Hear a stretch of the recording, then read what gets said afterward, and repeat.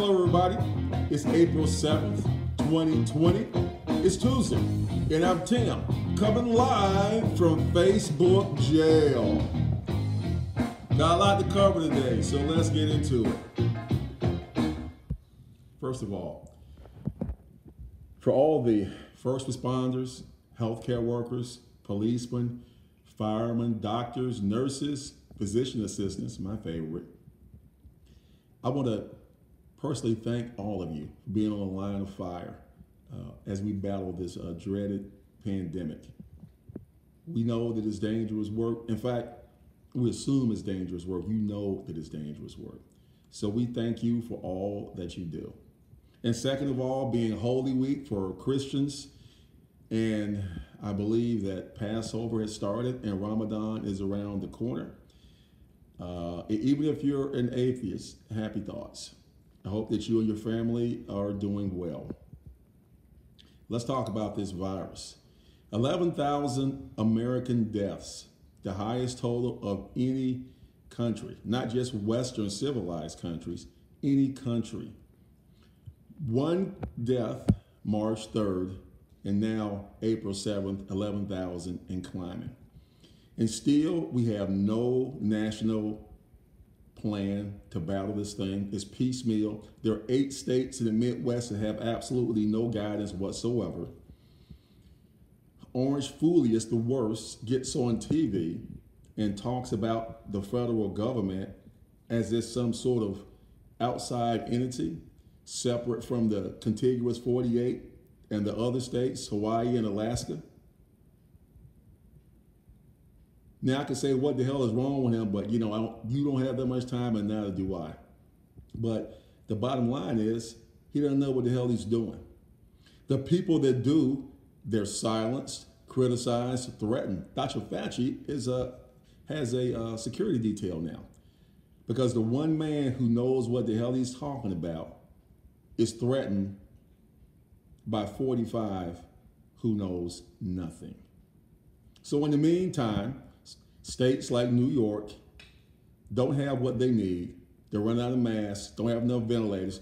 4,000 ventilators they sent, and they didn't work. 5,000 masks they had from the national stockpile, they were rotted, unusable.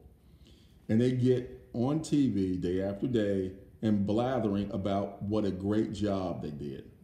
Now, just a point of reference.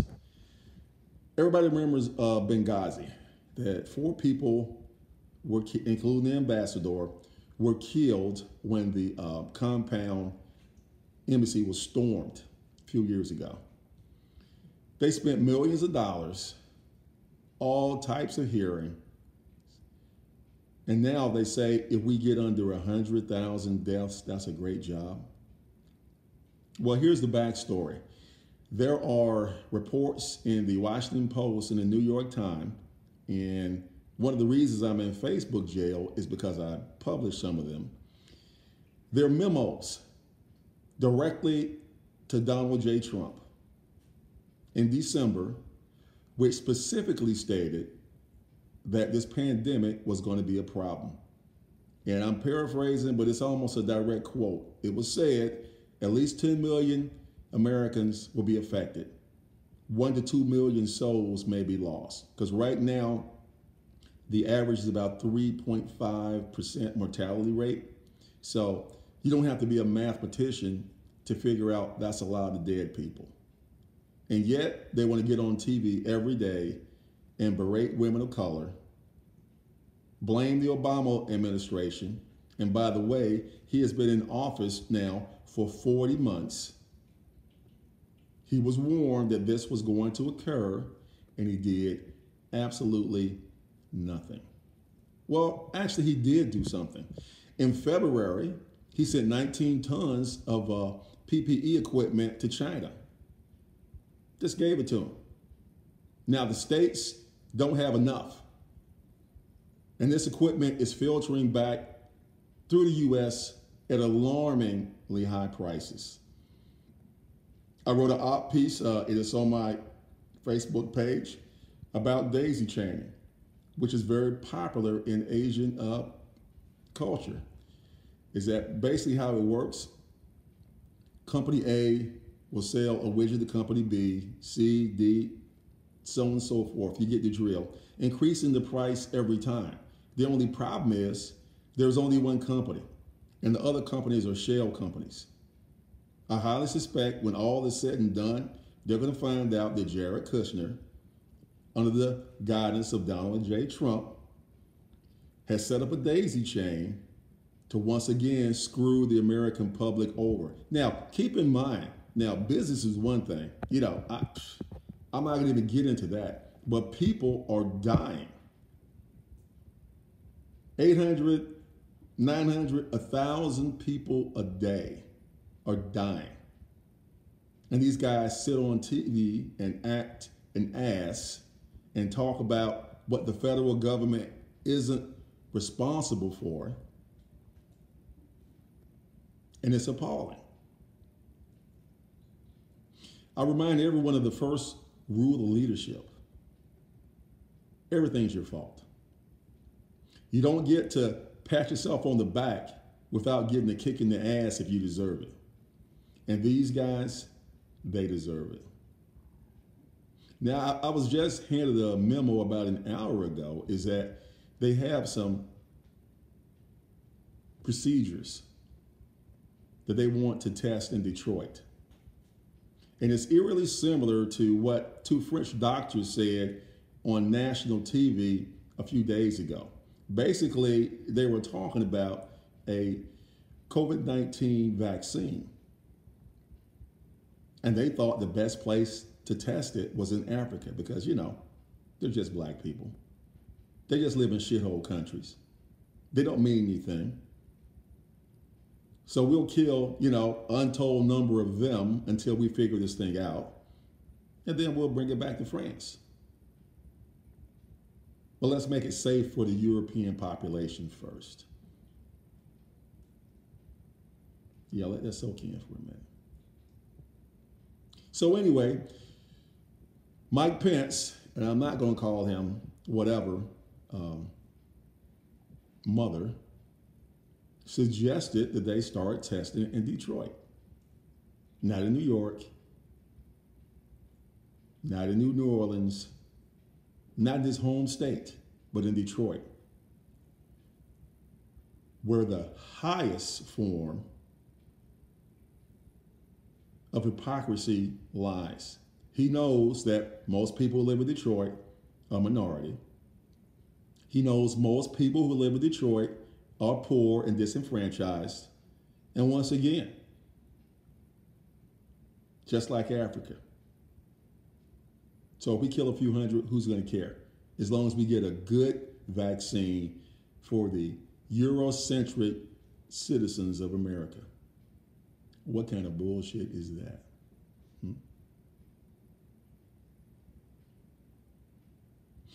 Okay, moving along. Well, yesterday I had a pretty bad day. Let's just face it. You know, this is stressful on everyone, and people exhibit stress in different ways. But you know what just happened today? So I decided to go over to the Fox News opinion page just to have some fun. But as I started reading and commenting and joking with these people, a thought occurred to me. Some of these people are more dangerous than this pandemic for two reasons. First of all, they are as ignorant as the day they were born. Second, they know absolutely nothing about the Constitution, yet want to be considered as constitutional scholars while living in the trailer park. Yeah, they got a double wide and all, you know, yeah, okay. But no, hell no. I invite you sometimes to go on that propaganda page just to take a look. And I do give a measure of grace for some gullible, naive, weak-minded people. It's not their fault because they've been fed a load of garbage day in, day out. And I asked a direct question just before I went on a 3-day hiatus on Facebook. Are you pro-life? For all life? or just for the ones that are not black or brown? That's when I started getting attacked, and subsequently I was kicked off of Facebook for 3 days. We're in a real war, people. Not just with germs, but with ideology, with hate, with rage. And these people are so indoctrinated into the cult of the poison mind, they're liable to do anything. Now, let me back up for a minute. Last week, I wrote an op piece about what I thought would happen. And now you're seeing it occur. The federal government as a viable entity no longer exists. It's gone. When Jared Kushner said, "Those are our stockpiles," that's exactly what he meant. And if you find my op piece on Daisy Chain, and you'll understand why. This administration knows only one thing: profit and cruelty. They don't give a damn if people who are caged in the border get this horrible disease and die by the thousands. They don't care if New York is already inundated, hospitals jammed, not enough ventilators, not enough masks, not enough gloves, not enough medication. They could care less. The only thing they care about is how can we make a buck for ourselves. That's the reality. And it's really scary and appalling to think at least 1/3 of the population agrees with them. For me, that's a scary thought. So anyway, I wrote this piece, and surprisingly, I was criticized for it. Oh, it's not that way. And we're America. Once again, people, there's no American exceptionalism. We're just as brutal, just as cruel, just as crude as any other country that's lived on the high on the hog for 200 years. Complacent? Absolutely. If you think it can't happen here, well, it already is. 45, much as said, the states are on their own.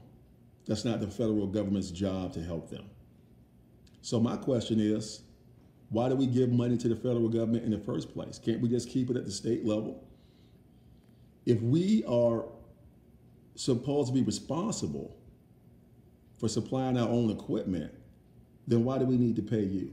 Why do we need to spend $250 million for golf trips when we could use that money to take care of our own people?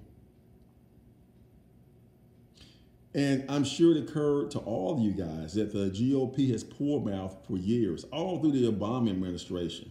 We've got to cut deficits. We don't have money for education. We don't have money for social programs. We don't have money for this and that. But when the Eurocentric people lose their shirt, all of a sudden they cough up $2 trillion. Boom, just like that. So they go from fiscal conservation to what? Let's just get it while it's there.